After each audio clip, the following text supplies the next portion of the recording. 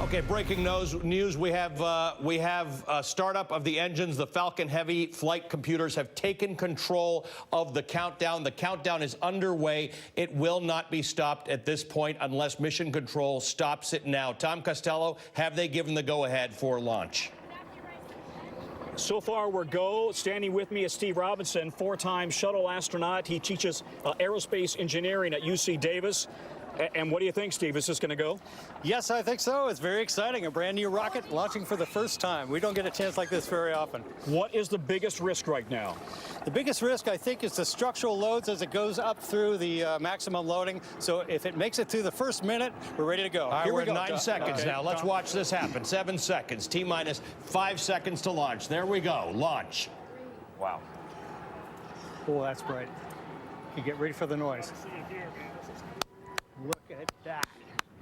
Here comes the moon. Here comes the moon. Here we go. Wow, that's bright.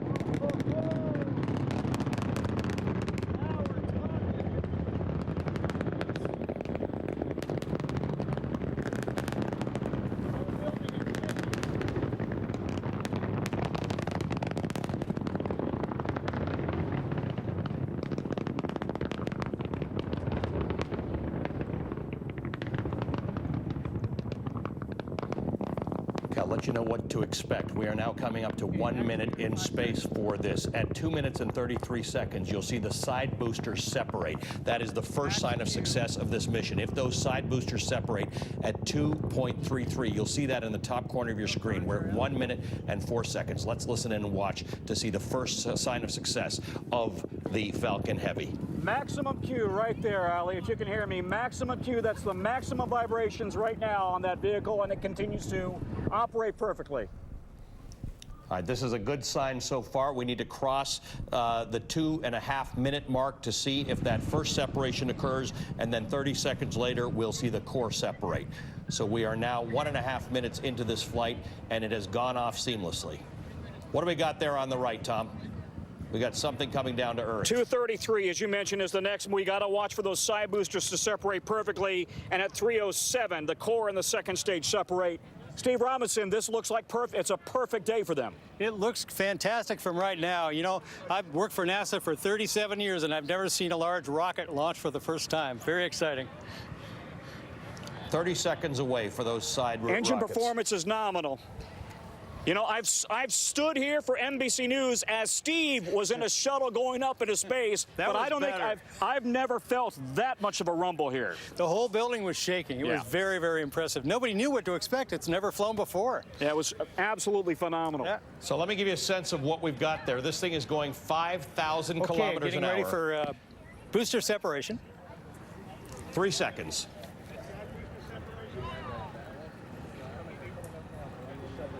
There we go, booster separation. And there you have history in the making. The booster rockets are coming off. The two have separated successfully. We now the side have boosters will have separated by now. You are now looking for the core separation. That's the next thing to happen inside of 10 seconds. Keep an eye on this. This is now 75 kilometers in the air.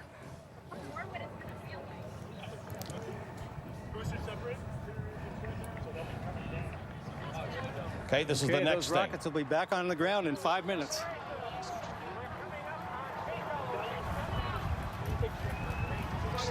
And that's it.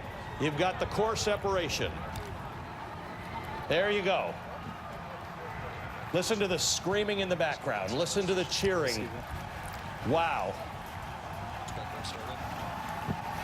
This could not have gone better, Ali. I mean, Elon Musk's team must be very proud. You can hear them now at their command center in Los Angeles. 9,800 kilometers at 9,800 kilometers, 1,000 kilometers an hour now. That's 600 miles an hour this is traveling. 6,000 miles an hour, I'm sorry, 115 kilometers in the air. We have had stage 1 and stage 2 separation take place successfully. Tom, this looks like a success so far.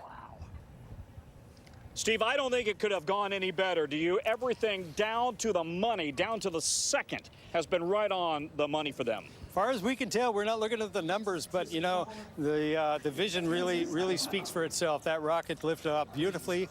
We're supposed to see the side boosters land in about another 4 minutes or so. 7:58 into the flight. We expect those boosters, or the rockets now, to come back down to Earth, and we would expect to hear sonic booms any moment when they re-enter the atmosphere. Each booster will bring you 2 sonic booms as the shock waves pass us. Yep. Really tremendous. Are you likely to hear that real-time where you clock, are? Allie, that you can see. We hope to. We've hope got to a hear it where real-time we are. shot. That's right. Moments ago, we actually saw the car. We have real-time shots coming in. Some of them are going in and out. I mean, I remind people, this is 12,000 kilometers an hour. That's the speed. I mean, it's what a picture. Obviously, the camera's on it, so you're seeing what seems to be a static picture at 12,000 kilometers an hour, 146 kilometers into the air, into space. So this is a remarkable shot. You were saying, Tom, this is the thrust of 18 Boeing 747. It's sort of, it combined. No, it is tremendous thrust, and let's have Steve put it into perspective. 5 million pounds of thrust. The truth is the shuttle had a bit more thrust, but it was carrying a bigger payload, right? Right. The shuttle had up to around 7.2 million pounds of thrust, but make no mistake, a 5.1 million pounds of thrust. Actually, by now in space, it was up to about 5.5 million pounds of thrust. That is a huge rocket by any standard. The fact that they've been able to pull this off, a private company run by a billionaire and very smart people, tells you what about the future of space travel in this country and around the world? It does. I teach at a university, and for many of the aerospace engineering students, this is their goal, to work for a company like SpaceX. All right, any second now, we should be hearing the sonic booms. We got a little less than 2 minutes before the boosters actually touch down here in Florida. So when do you think you're going to hear the booms we then? hope on a floating platform. Right. The third one should be about 200 miles out to south of here. Steve, he's asking, how soon do you expect to hear the booms? What do you think? It should be just before landing, maybe just a few seconds before landing. And will you guys hear it where Allie, you are? because it's so bright here, well, that's what we hope to hear, but because it's so bright here, we can't actually see the monitors, but we have people here. Whoa, we have got the boosters right now, right overhead. Wow. Allie, we got 2 of them right overhead. We've got one on camera right in the center of the They should land screen. about 15 seconds apart. Oh, man. Well, this is just an incredible engineering feat to be able to bring those rockets back down and hopefully land it right on target. Truly unbelievable. We've lost And the beauty of that, you can't see it in the shot. The reason they want to do that is because they want to reuse these rockets, so the next mission is cheaper, of course, right? If you can reuse your parts, that's an amazing accomplishment. Now, they've done this before, but never combined with 3 of them on a single Falcon Heavy. There we go. There we've got another picture of it now. 173 kilometers into the air, 19,000 kilometers per hour now. This thing is accelerating 19,000 kilometers per hour. We're just watching this.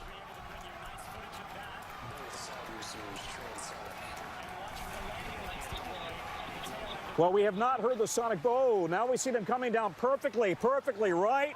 Look at that. Wow, look at that. Oh, that's incredible. It looks like a science fiction movie. There you see, there it's getting ready to land. We are witnessing one of the greatest engineering Look at that. accomplishments They're landing that we have seen in decades. vertically. They're both down. Both rockets have touched down smoothly. 8 minutes into the flight. 8 minutes. You called it at 7:58. It is almost exactly on time. 4 booms. There are 4 booms. You heard them? We had them. We had them right here. It shook the whole building. Steve, you teach this stuff to tomorrow's astronauts or engineering experts. How big of a day is this? I just want to say congratulations to everybody at SpaceX. You know, you went through all of that school and all that difficult learning. This is the payoff. You're invigorating and exciting Hang the on, entire guys. universe here. I just want to go. They're flipping between a bunch of feeds here. For people who didn't see this or didn't know what they were going to see, the rocket went into a vertical position and came down. it extended legs, and it came down right on the launch pad that it was supposed to, on the landing pad that it was supposed to. I mean, if nothing else happened, that would have been amazing just to watch. No, absolutely. Steve can't hear you, Ali, but I think we concur. This is an amazing engineering feat. And when I say Steve teaches aeronautical engineering or aerospace engineering, he teaches PhD students, right? So this is, for these people, an amazing accomplishment. And is this their Apollo mission in many ways? Well, I think it opens the door to what can become the Apollo experience for this generation. These kind of things haven't happened before, but you know, what we're going to see next is humans leaving Earth, and it's going to take rockets leaving low Earth orbit. It's going to take rockets like this to accomplish that. That will be the Apollo experience for this generation. Guys, so I want to accomplish this today. Tom, I just want to ask you, I just don't want our viewers to miss this. We made a decision to show this, and we're not showing the White House press briefing. I'd love for people to tweet me and tell me whether they think that was the right decision. I want to show everybody this launch again. Let's re-rack it, and let's show everybody history in the making.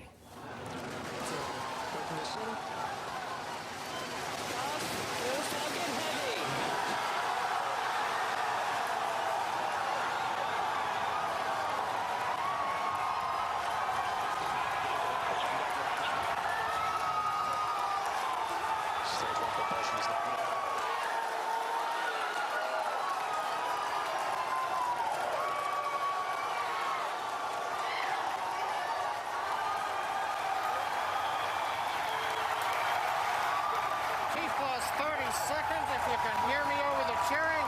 Falcon Heavy heading to space on our test flight. Building on the history of Saturn V Apollo, returning pad 39A to interplanetary mission. We're getting ready to throttle down to a max Q.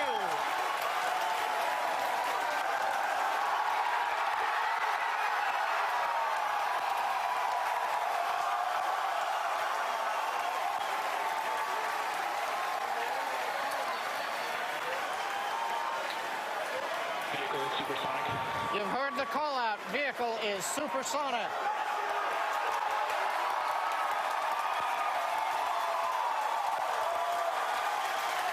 Side boosters are now throttling back up to full power. Maximum dynamic pressure. We're past max Q, the period of maximum loads on the vehicle. Next up, we'll be waiting for the side boosters to begin to throttle down prior to booster engine cutoff and separation 2.5 minutes into flight.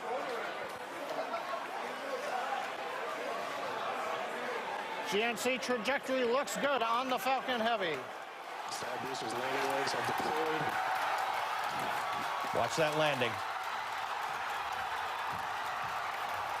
There we go, Tom. We showed them the landing. We showed them the takeoff. I can watch that over and over and over and over again. And you know what? It happens so easily that we're tempted to say that stuff's easy. It's not. That is really, really hard. And today we just watched history.